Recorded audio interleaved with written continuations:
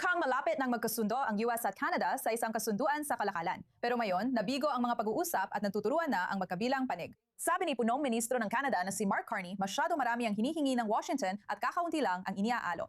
Habang inaapusahan ni Pangulong Trump ang Canada na gusto nitong makuha ang mga benepisyo ng pagiging isang estado ng US, kahit hindi naman talaga ito isa. Ngayon, naghahanda na ang Canada ng pantay na ganti laban sa bagong 50% taripa ng US sa 20 bilyong halaga ng mga produktong Canadian. Kaya ano ang naging problema at saan napatutungo ang trade war na ito? Upang ipaliwanag kung ano ang nangyari sa negosasyon at kung ano ang ibig sabihin nito para sa ugnayan ng kalakalan ng US at Canada, makakasama natin si Moshe Lander, isang senior lecturer sa economics sa Concordia University.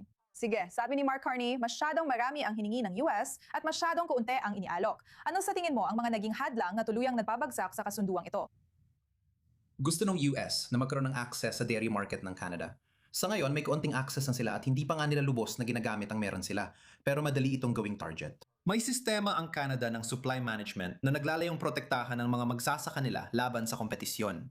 Hindi gusto ni Trump ang ideyang ito at ginagamit niya ito bilang dahilan para bigyang katwiran ang mga taripa. Bilang tugon sa dating pressure at taripa mula sa Amerika, ipinagbawal ng Canada ang pagbebenta ng American alcohol sa mga tindahan sa Canada. Pakiramdam ko marami sa mga Canadian ay malamang na iiwasan na lang bumili ng California Cabernet kahit hindi utusan. Pero kapag ang gobyerno ang gumawa ng desisyong ito, sabi ni Trump, palatandaan din daw yon na ang Canada ay hindi talaga interesado makipagnegosasyon ng tapat sa US. At kaya ang sagot ng Canada ay, syempre, nilalagyan niya ng taripa ang bakal, aluminum at mga sasakyan namin.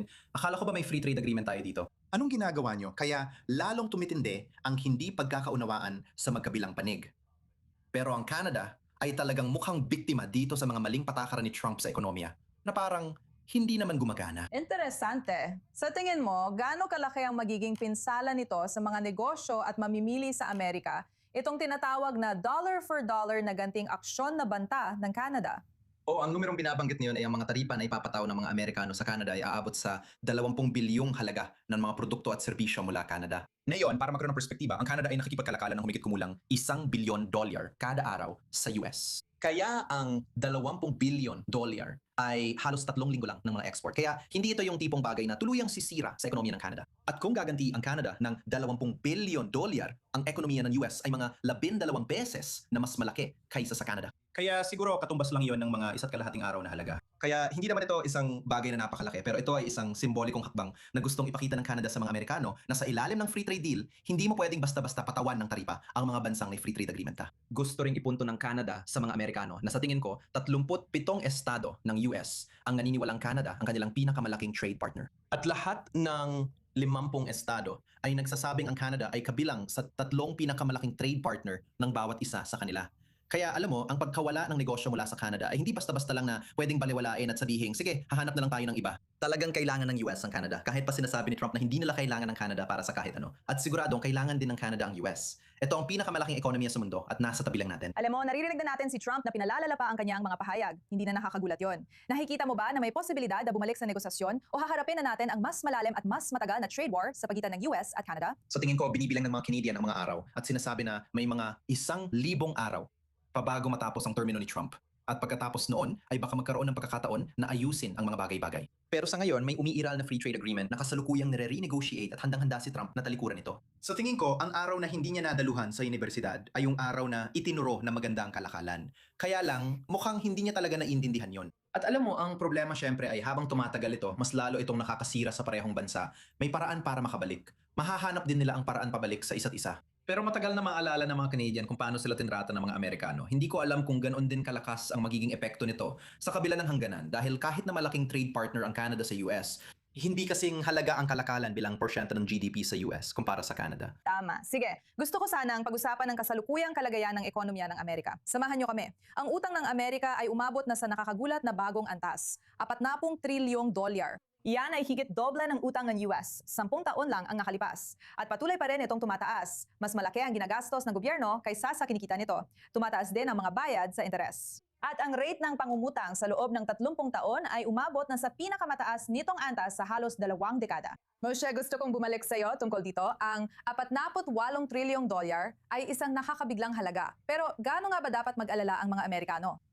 Sa totoo lang, ang utang na meron sila ay resulta lang ng maipong mga kakulangan sa badyet na binawasan ng mga naipong sobrang pondo. Kaya ipinapakita talaga nito na hindi kontrolado ng US ang kanilang paggastos. At syempre, sa huling 18 buwan ng pagkapangulo ni Trump at tiyak na sa kanyang unang termino, siya ang naging pinakamatindi sa pagbabawas ng buwis sa kasaysayan ng US. Kasaysayan, kaya maganda para sa lahat ng mga negosyo at mayayamang tao na nabawasan na kanilang buwis. Sino ba naman ang hindi matutuwa sa ganung bagay? Pero paano mo mababayaran ng iyong utang? Hindi mo basta-basta mapapalago ang ekonomiya para matakasan ito, lalo na kung gusto mo mabawasan agad ang laki ng utang na yan. Kaya kung ang pinag-uusapan natin ay kailangan ng susunod na presidente na magtaas ng buwis at magbawas ng gastusin ng gobyerno, magiging mahirap gawin yon. Kaya sa tingin ko, yung mga nangungutang o yung mga nagpapautang para sa utang na yan ay medyo kinakabahan na dahil parang wala kayong malinaw na plano dito. At yun ang mas nagpapakaba sa kanila kaysa sa aktual na numero mismo. Tama, alam mo, nakikita na natin ang mas mataas na gasto sa pangungutang mula sa government bonds at mga mortgage.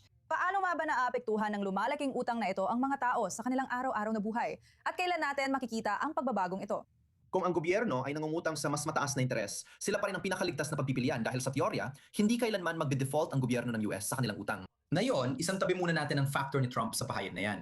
Pero sa teorya, hindi kailanman magde-default ang gobyerno ng US sa kanilang utang. Ibig sabihin nito, lahat ng iba pa, negosyo, individual o iba pa, ay kailangan mangutang sa mas mataas na interes kaysa doon dahil may posibilidad silang mag-default. At wala silang mayamang kasaysayan tulad ng gobyerno ng US bilang gulugod ng pandaigdigang pananalapi. Kaya ibig sabihin nito, sino mang may mortgage, linya ng kredito, student loan o car loan ay makakaranas ng mas mataas na interes kaysa sa dapat sana. At habang mas marami at mas maraming Amerikano ang nagsisimula ng maramdaman ng bigat ng gastusin sa pamumuhay at hirap sa pag-abot kaya, mas lalo itong kakain ng malaking bahagi ng kanilang budget. Pero ang isa pang aspeto na dapat nilang maunawaan ay kahit hindi pa nila nararamdaman ang hirap ngayon, darating ang panahon na kailangang tumaas ang kanilang buwis.